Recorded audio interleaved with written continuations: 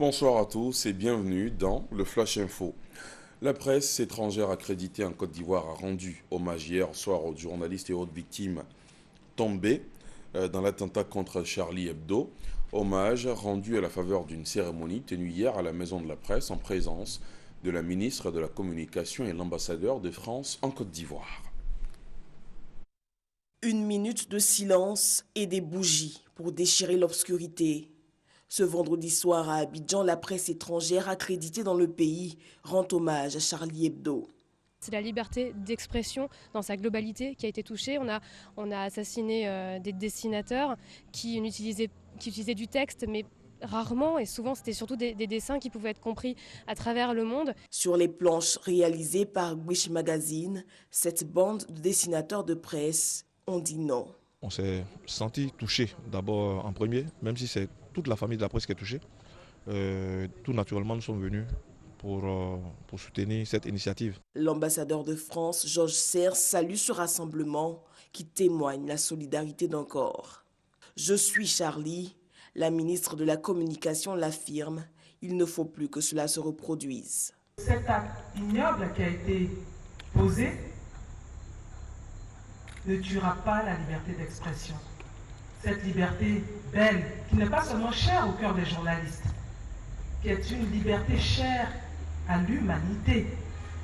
Le droit de dire ce qu'on pense, le droit de le crier, le droit de l'écrire, le droit de le dessiner.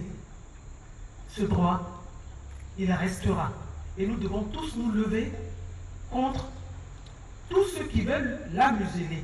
L'ambassadeur de France a pour finir invité à la mobilisation ce dimanche devant le consulat au plateau. Cet hommage aux victimes de l'attentat contre Charlie Hebdo sera poursuivi demain en France.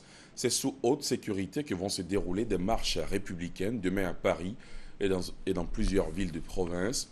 Au total, plus de 5500 forces de l'ordre sont mobilisées pour la marche de dimanche. Reportage.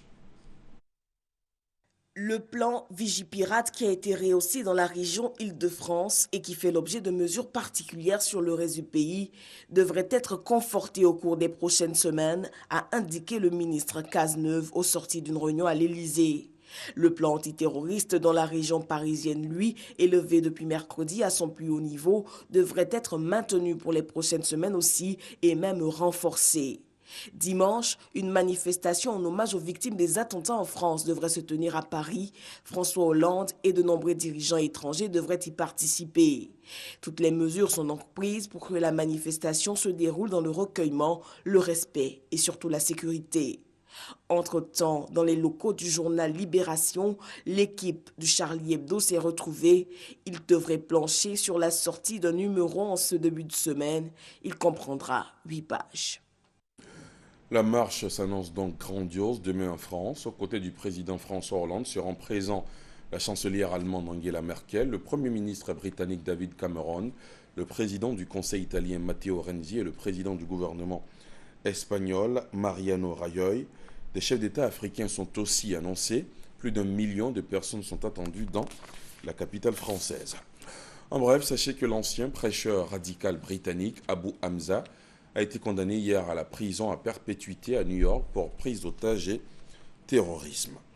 En bref et en image, les équipes de recherche de l'épave de l'avion d'Air Asia qui s'est abîmé en mer de Java en Indonésie ont remonté à la surface aujourd'hui une partie de la queue de l'appareil. Cela intervient 2 semaines après l'accident.